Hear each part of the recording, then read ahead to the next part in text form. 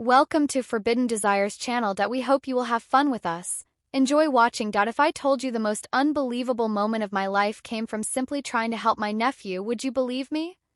I didn't expect it, I didn't plan it, and I swear I never thought it would go as far as it did. But when it happened, it cracked something inside me that I can't unfeel. It all started with a joke, an innocent, awkward, kind of ridiculous joke, one that if you weren't there might not even seem like much. He laughed. I laughed, we both shrugged it off, but that joke, it spiraled into something I never imagined. I always thought I was the kind of woman who knew where the line was, who could sense danger from miles away, who would never cross into that space where things get. But life has a way of surprising you when you're most vulnerable, and I was vulnerable more than I realized. Strange how being unseen for so long starts to feel normal, how you start shrinking just to fit into the silence around you. My husband, Archie. He hadn't really looked at me in years, not with curiosity or interest or even familiarity. I had become furniture in my own life, useful, quiet, fading. And then Lucas moved in. My nephew. 22, brighter, easy smile, always humming some tune under his breath. He called me Andy less with that same voice charm he had as a kid. But now his voice was deeper, his presence different. I told myself it was just nice to have company. That's all. Someone who noticed when I made breakfast, who asked how my day was, who laughed at my terrible jokes and didn't walk out of the room mid-sentence. I thought I was being supportive. I thought I was helping him feel at home. But what happened next changed how I saw him and myself forever. Some lines blur slowly, almost gracefully, like dusk settling into night. You don't even realize the sun is gone until the dark is already wrapped around you. Other lines, they're crossed in a single breath. In the space between what's said and what's meant, and once you cross it, you can't uncross it. No matter how much you want to, and the worst part, sometimes you're not even sure if you want it. Before we dive in, please subscribe to Forbidden Desires, because here we don't just tell stories. We uncover what lies beneath the surface. We explore the choices we never thought we'd make and the hearts we never thought we'd break. Stay with me. My name's Lisa. I'm 39, married, but not really seen, not really hurt either. My husband, Archie. He works long hours, comes home late, eats dinner without tasting it, talks like he's reading a list in his head, sleeps facing the wall. There's no affection anymore, no warmth, no softness, just routine, quiet distance, like I'm living with a shadow that used to be someone I loved. Sometimes I catch myself standing in front of the mirror longer than I need to, wondering when I stopped being someone you'd want to touch. When did I become invisible? When did I start accepting it? And then came Lucas. He's my nephew. 22, my sister's boy. She called one afternoon, said he got accepted into a college near us and asked if he could stay with us while he found his footing. I said yes before she finished the question. When he arrived, he had that spark in his eyes. That energy young people carry before the world tires them out. He walked in with 3 duffel bags and a crooked smile that reminded me so much of his mother. When we were kids, he hugged me like he meant it, said, "Thanks for letting me crash here on Elise." That was the first time in a long time someone said my name with kindness in their voice. He was polite, respectful, but he also paid attention to things Archie hadn't noticed in years, like when I changed my hair. Lucas noticed, said it looked fresh. When I cooked his favorite meal, he made a big deal out of it, asked for seconds, cleaned the plate, told me I made him feel at home. I hadn't felt like home to anyone in a long time. He made the house feel different, not louder, just warmer. He laughed in the kitchen while helping with dishes. He asked questions like he really wanted to know the answers. How was your day? Did you always want to live here? Were you ever in love with someone before Uncle Archie? That one caught me off guard. He smiled when he asked it, casual, curious, but something in me paused before I answered. I told him. Yeah, once, but it didn't work out. He looked at me for a moment, just a second longer than normal, and nodded like he understood something. I hadn't said out loud at night. I'd hear his music through the walls, low volume, always something soft, soulful. Sometimes I'd lean against the doorframe and listen, telling myself I was just checking if he'd fallen asleep. But the truth, I liked being near that sound. It reminded me I wasn't completely alone in that house. Archie barely noticed he was even living with us. Barely acknowledged him. Lucas would try, he'd say, "Hey, Uncle Archie." When Archie walked in, Archie would nod, sometimes grunt a reply, but that was it. No real connection, the contrast between them. It was impossible to ignore. Archie was a ghost. Lucas was alive, and slowly something in me started to wake up too. The house always felt cold lately, not just the walls but the silence. But when Lucas was around, it felt like someone had opened the windows again. Let the air back in. I hadn't felt seen in years, not until he started looking. It started during a laundry mishap. I'd just finished sorting Archie's work shirts and a load of towels, and without thinking, I pulled a pile from the dryer. Some of it wasn't mine. T-shirts, boxers, a pair of athletic shorts. Sus. I realized too late. I'd mixed our clothes together. I was folding everything absent-minded when something slipped out, a pair of his underwear not folded, just crumpled in my hand. But it was heavy, stretched. I paused, confused, then turned it slightly and my heart skipped. There was a bulge, a presence. Even though it was just fabric, there was no mistaking the shape. I don't know why I froze. Maybe it was the shock. Maybe it was the realization that I was holding something I had no business seeing. But what startled me more was the warmth that bloomed in my C********T. Not desire, not yet, just surprise, confusion, curiosity. I heard footsteps behind me. I turned. Zay stood in the hallway, two slung over his shoulder, still damp from the shower. He looked down at what I was holding, then up at me. Neither of us said a word. I quickly stuffed the underwear back into the pile, my face burning. He scratched the back of his neck, gave a nervous laugh, and said, Thanks for doing the laundry." I nodded too quickly, muttered something like, "Yeah, no problem," and walked past him. My heart was racing, but I didn't know why. It wasn't just the size. It was the silence in the room afterward. We both saw it. We both felt it. We both said nothing. That night at dinner, I tried to pretend everything was normal. I made spaghetti. Archie scrolled through his phone between bites as usual. Lucas complimented the sauce, said, "I'd outdone myself." I smiled, grateful for the distraction. Then out of nowhere, he made a joke. He said, I was talking to this girl in my class and somehow we got on the topic of size. She asked me if I was, packing. He laughed awkwardly, then added, I told her I wasn't sure if that was a compliment or a warning. Archie didn't even flinch, just kept scrolling, but my fork paused halfway to my mouth. I looked at him and he looked right back. There was a glint in his eye, mischievous but uncertain, like he was testing something, testing me. I chuckled lightly, said, "Well, I guess there are worse things to be known for." Came out more playful than I meant it to. More personal, more suggestive, he grinned true. Then he looked down chewing, but I saw his jaw tighten just slightly, like he wasn't sure what I meant, or maybe he was, and he was waiting to see what I'd do next. I didn't sleep well that night. I kept replaying the moment in the hallway, the heat on my skin, the way his eyes lingered, not out of arrogance, but something else, like he wasn't sure what he was feeling either. I told myself I was overthinking it, that it was nothing, that I was just starved for attention. And this was me projecting something that didn't exist. But deep down I knew better, because there was a shift, a subtle one, a pause too long, a joke delivered too carefully. A glance held just a second more than necessary. Was I reading too much into it, or was there something unspoken between us? I couldn't unseen it.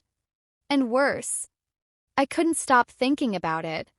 Not just what I saw in the laundry, but how I felt afterward, the heat in my face, the way my breath caught, the shame that followed. The curiosity that never left. It wasn't just about him. It was about me. I'd been living in a shell. A marriage that used to be full of laughter, touches, stolen glances across the kitchen had become cold, quiet routine. Archie hadn't kissed me on the lips in months, and when he did, it felt like an obligation, like brushing teeth before bed, no warmth, no wanting, just function. So when Lucas looked at me, really looked, I felt something I hadn't felt in years, seen, and it scared me. I told myself I was being dramatic, that it was just a phase, just a moment of weakness, that I was human, that I was just curious, just observing he was family but not by blood. My sister's son, yes, but I hadn't raised him. We didn't grow up in the same house, he wasn't mine, not really. I told myself that made it different, did it, does it? I'd catch myself watching him, not in a creepy way, just noticing how his back curved as he leaned over the sink, the way his laugh came from his C********T. How his confidence wasn't cocky. It was gentle, like he didn't know how attractive he was, or maybe he did but didn't use it the way other young men might. I hated that I noticed, but I didn't stop. I tried avoiding him. I started taking my coffee upstairs, skipped dinner once or twice, said I had work when I didn't, but then he came to me. He knocked on the door one evening, holding a mug of tea he made for me, chamomile, my favorite, said he remembered. I liked it. I thanked him, and as I took the mug from his hands, he lingered, looked unsure, then said, "Can I ask you something kinda awkward?" I hesitated, then nodded. "Sure," he scratched his neck, avoiding my eyes. "I've had a few girls tell me I'm too big down there." He laughed nervously, face red. "I know that sounds like some guy bragging, but I'm not. I swear it's actually become a problem." I didn't say anything. He looked at me, eyes vulnerable. "I don't know how to talk about this with anyone else. You're the only one who makes me feel like I'm not being judged." My throat tightened. I wanted to tell him to stop, that this wasn't a conversation we should be having, but I didn't. Instead, I listened. He told me how he'd been turned down, how some girls got nervous, how one even laughed when things got intimate, then ghosted him completely, how it made him feel like a freak, like his body was something to be ashamed of. And I listened too closely. I offered comfort, reassurance. I told him it wasn't his fault, that it was about compatibility, not shame. I said it softly, my voice warmer than it should have been. I said it like I was holding something fragile in my hands, because I was. He looked at me like I'd given him something he didn't know he needed, and I felt it too. That night I lay awake, staring at the ceiling, my tea untouched on the nightstand, my heart pounding with something I didn't know how to name. It wasn't lust, not entirely. It was attention, intimacy. The ache of being wanted, the hunger of being noticed. I wanted to stop thinking about it, about him, about us, about what us even meant, but I couldn't, and that scared me more than anything. One night I went downstairs to warm some milk. I couldn't sleep. My thoughts had become a loop, quiet, heavy, endless. And there he was, Lucas, standing in the kitchen, shirtless, steam rising from the kettle behind him.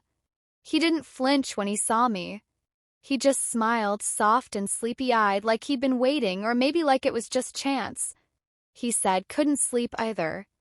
I nodded, walked to the counter, but I couldn't stop looking at him from the corner of my eye. He looked different in that moment, not just older, not just physically, but still composed, comfortable in a way I hadn't seen in any man around me for a long time. He poured tea into 3 mugs, handed, went to me without asking, chamomile. "Again, I figured this might help," he said. I took it, our fingers brushed. It was a moment that should have passed like any other, but it didn't.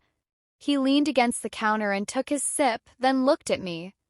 Not just glanced, looked. "Do you think something's wrong with me?" he asked quietly. I furrowed my brow. "Why would you say that?" He stared into the steam. "The size thing?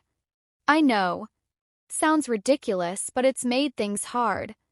Girls either get scared or they treat me like I'm some kind of joke, and I try to laugh about it," but he didn't finish the sentence. I didn't want to say the wrong thing, but I also couldn't pretend I didn't understand what he was really asking. So I said gently, "There's nothing wrong with you, Lucas. Sometimes people don't know how to handle what's different, but that doesn't mean you're broken." He turned his face to me slowly. "It's just hard to feel normal.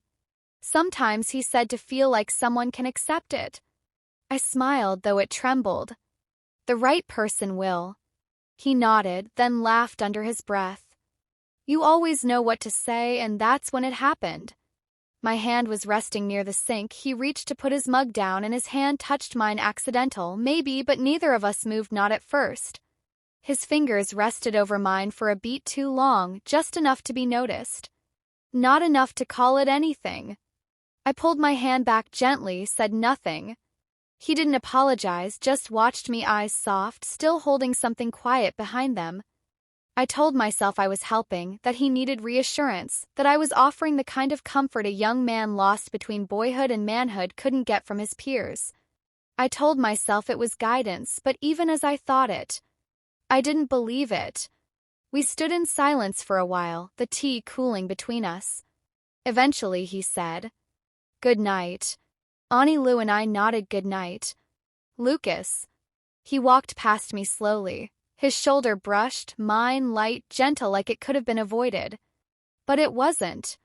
I stayed in the kitchen long after he left, mug in my hand, my heart too loud in my C****** tea.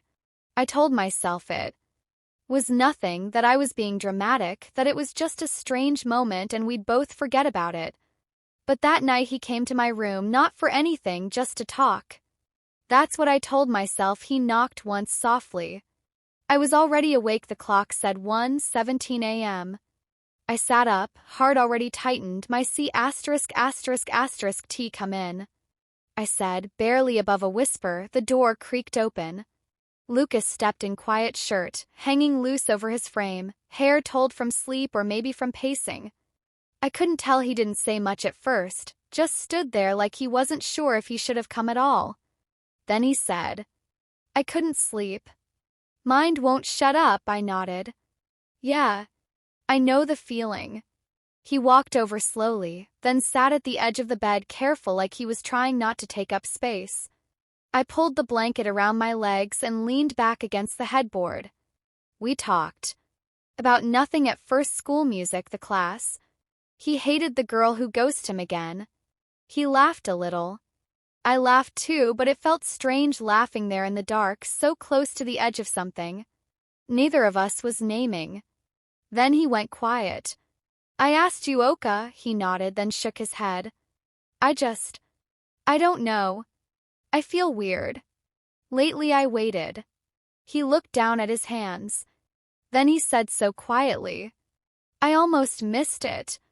You make me feel safe, like I'm not weird, like I can be myself." My breath caught. He didn't look at me when he said it. But I looked at him and I saw everything. The boy he was, the man he was becoming, the confusion, the ache, the need. And I knew I should have said something, drawn a line, redirected, pushed him gently away, but I didn't. I reached over, put my hand on his, just for comfort, just for warmth. That's what I told myself. He turned his hand and held mine. Then he leaned forward and hugged me. It was soft, gentle, meant to be innocent. But it wasn't. His arms wrapped around me tighter. His breath warmed near my neck. My hand rested on his back and didn't move. Then he kissed me, not on the lips, just a kiss on the cheek, but it lingered. Longer than it should have, and I let it. He pulled back just slightly, eyes searching, mine waiting, not pushing, just waiting. And in that moment the room went silent. But everything inside me was loud. The guilt, the longing, the questions, the hunger, the fear. I didn't stop him, but I didn't ask for it either. So whose fault was it? His for stepping over the line, or mine for never drawing it to begin with? The next morning, everything was the same, but nothing felt normal. The sun rose like it always did, spilling soft light through the kitchen window. Coffee brewed the floor, creaked under my steps, but there was a weight in the air, thick, invisible, choking. I went through the motions, toast, eggs, fruit on the counter, trying to keep my hands busy. My thoughts distracted. Lucas didn't come downstairs right away. Usually he was the first to shuffle in, barefoot, hoodie on, always with a sleepy good morning, Annie Lee's, and a grateful smile. But that morning nothing. Just silence from upstairs. Archie walked in, eventually gave a tired nod, sat at the table facing his phone like always. He didn't notice the missing presents at first, or if he did, he didn't say. I stood at the sink scrubbing a perfectly clean plate over and over again, just to stay moving. When Lucas finally appeared, it was different. He didn't meet my eyes. He mumbled, mourning without the usual warmth without looking up, walked to the fridge like a stranger passing through, got orange juice, poured one glass not two like he usually did. No shared breakfast, no small talk, no jokes, just cold silence and I was overly polite, too careful with my words, too sweet with my tone, like I was trying to glue something back together without admitting it was ever broken. I asked if he had class, he nodded, said yes, fairly audible. I asked if he slept well, he said yeah, no eye contact. Archie looked up, then briefly watched, saying watched me. There was a flicker. Something behind his eyes, not quite suspicion but a pause like he was sensing a change. Couldn't name then, just like that, he went back to his screen. Lucas sat at the far end of the table, ate quietly, left early, and I stood by the counter clutching a mug. I wasn't drinking from.